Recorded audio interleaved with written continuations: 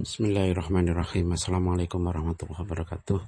Alhamdulillah Bapak Ibu Saudara sekalian, pagi hari ini kita semua mudah-mudahan tetap dalam lindungan Allah SWT, sehat walafiat ya, kita, keluarga kita semua.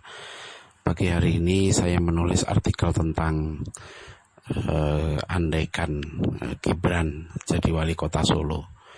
Nah, ini juga salah satu topik yang banyak menghiasi media massa kita, tentang putra sulung ya Presiden Joko Widodo yang diperkirakan oleh banyak orang akan menjadi wali kota Solo mengganti Rudi, wali kota Rudi yang sekarang ini.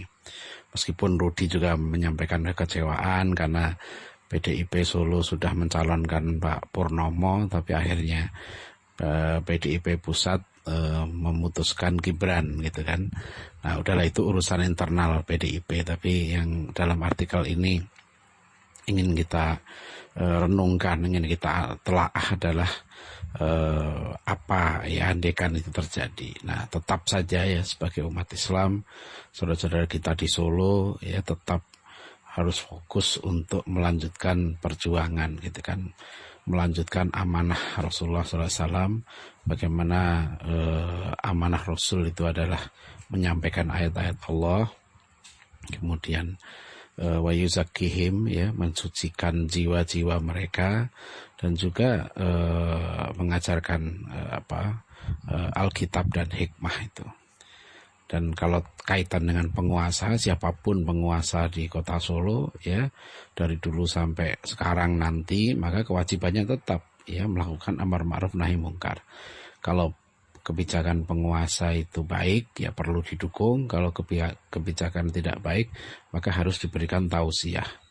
Afdhalul jihad kalimatul haq inda sultanil jair, bahwa jihad yang utama itu adalah menyampaikan ya kebenaran gitu kan kepada penguasa yang salah. Nah, itu jadi ini penting ya, prinsip ini. Nah, adapun kemudian kita melakukan introspeksi mengapa itu terjadi, kok bisa ya, apakah tidak ada orang lain yang lebih baik dari Gibran. Nah, itulah realitas politik, bukan hanya di kita, itu di berbagai negara yang menganut sistem demokrasi atau bahkan juga kerajaan ya sudah seperti itu ya. Kita tidak bisa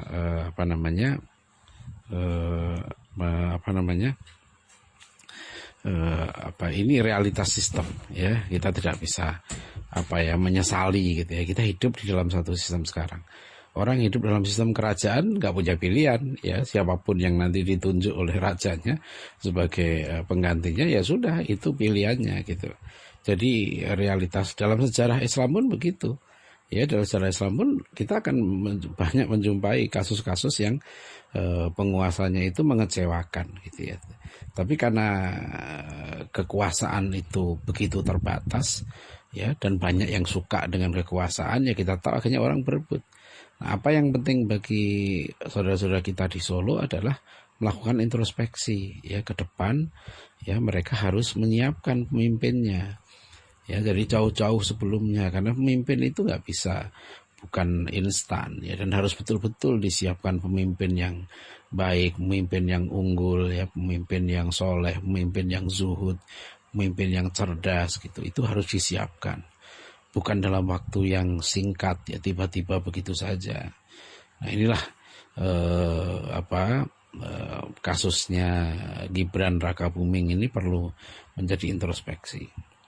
Ya, itu realitas politik ya kan, tapi siapa tahu ini masih ada waktu, siapa tahu ada perubahan-perubahan tertentu, wallahu alam ya. Kita ini kan hanya menduga secara politis, matematis ya begitu ya, karena PDIP di sana menguasai 30 kursi dari 45 kursi ya, diduga nanti bisa-bisa gitu kan, nggak ada lagi yang bisa mencalonkan karena hampir semua partai selain PDIP berpikir ya lebih baik mendukung PDIP begitu saja, mendukung Gibran gitu. Ya, itu artinya begini, lapangan perjuangan kita ini banyak sekali. Politik adalah salah satu lapangan perjuangan yang sangat penting, karena politik itu menentukan kekuasaan, dan kekuasaan itu punya potensi, punya peluang gitu kan, untuk melakukan kebijakan-kebijakan yang mengarahkan masyarakat. Nah, itulah rumusnya Imam Al-Ghazali. Sungguhnya rakyat itu rusak karena rusaknya penguasa, penguasa rusak karena rusaknya ulama. Ya, ulama rusak karena cinta dunia dan cinta kedudukan. Nah, mudah-mudahan ya saudara-saudara kita di Solo yang terkenal ya, gegap gempitanya dalam menyalurkan aspirasi ya umat Islam itu sedang menghadapi tantangan ya di bidang politik ini yang tidak ringan. Tapi semua itu sekali lagi ya itu harus dihadapi dengan tenang, harus dihadapi dengan kepala dingin, harus dihadapi juga dengan cerdas ya supaya ke depan bisa lebih baik lagi. Itu saja yang pesan yang ingin kita sampaikan melalui artikel pagi ini.